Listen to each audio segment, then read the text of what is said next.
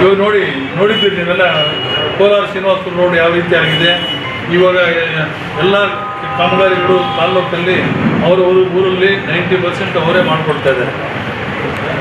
ಅವರ ಊರಿನವರು ಗ್ರಾಮಸ್ಥರು ಮಾಡಿಕೊಡ್ತಾ ಇದ್ದಾರೆ. ಇಲ್ಲಿ ಕೂಡ ಕಳಪೆ ಕಾಮಗಾರಿಗಳಿಗೆ ಅವಕಾಶ ಇಲ್ಲ. ಮತ್ತು ಇನ್ನು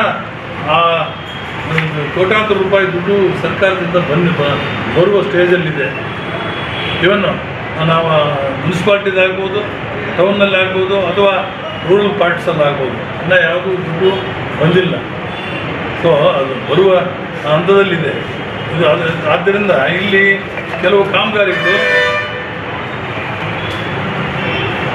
ಮರು ಕಾಂಕ್ರೀಟ್ ಮಾಡೋದಕ್ಕೆ ನಾನು ಆದೇಶ ಕೊಟ್ಟಿದ್ದೇನೆ, ಡೈರೆಕ್ಷನ್ ಕೊಟ್ಟಿದ್ದೇನೆ. ಇಲ್ಲಿ ಟೌನ್ನಲ್ಲಿ ಮಿಕ್ಸು ಅದೇನೋ RMC ಮಿಕ್ಸಿಂಗ್ ಅದೇನೋ ಸ್ವಲ್ಪ ಸಮಸ್ಯೆ ಆಗಿ ಹೆಚ್ಚು ಕಡಿಮೆ ಆಗಿದೆ ಮತ್ತು ಅದು ಚಾನ್ಸ್ ಹಂಗೆ ಆಗಿದೆ.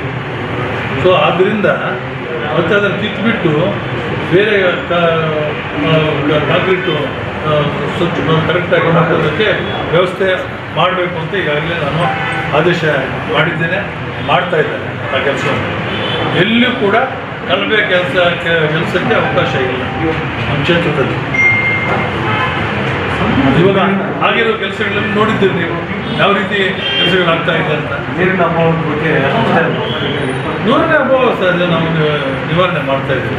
ಅಪ್ ಟು ಡೇಟ್ ಪ್ರತಿಯೊಂದು ವಾರಕ್ಕೂ ನಾನು ಯಾವಾಗಲೂ ನಿರಂತರವಾಗಿ ಇಂಜಿನಿಯರ್ಸನ್ನು ಟಚ್ಚಲ್ಲಿರ್ತೇನೆ. ಬೆಳಗ್ಗೆ ಎದ್ದರೆ ಯಾವಾಗ ಒಂದು ಊರು ಹೇಳ್ತಾರೆ ಅಲ್ಲಿ ನೀರಿಲ್ಲ, ಇಲ್ಲಿ ಇರಲ್ಲ, ಅಲ್ಲಿ ಪಂಪಿಲ್ಲ, ಇಲ್ಲಿ ಪಂಪಿಲ್ಲ ಅಂತ. ಅದನ್ನು ನಿವಾರಣೆ ಮಾಡೋದು ನಮ್ಮ ಕರ್ತವ್ಯ. ಮಾಡ್ತಾ ಇದ್ದೇನೆ. I am doing it. ಮತ್ತು ಇಲ್ಲಿ ಕಳಪೆ ಕೆಲಸಗಳು ಯಾವುದಕ್ಕೂ ಅವಕಾಶ ಇಲ್ಲ. ನಾನು ಯಾರಿಗೂ ಕೂಡ ಅವಕಾಶ ಕೊಡುವುದೂ ಇಲ್ಲ ಅಂಥದ್ದಕ್ಕೆ.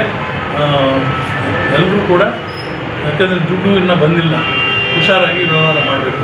ಯಾಕಂದರೆ ಅವರು ಲ್ಯಾಂಡ್ ಆರ್ಮಿಯವರು ಕೆಲಸ ಮಾಡ್ತಾ ಇದ್ದಾರೆ, ಅವ್ರ ಜವಾಬ್ದಾರಿ ಇದು. ಹೆಚ್ಚು ಕಡಿಮೆ ಆದರೆ MLA ಬರುವುದಿಲ್ಲ, MLA ಕೆಟ್ಟದ್ದು ಬರುವುದಿಲ್ಲ. ಹೆಚ್ಚಿನ ಜವಾಬ್ದಾರಿ ಅವ್ರಿಗಿರುತ್ತೆ.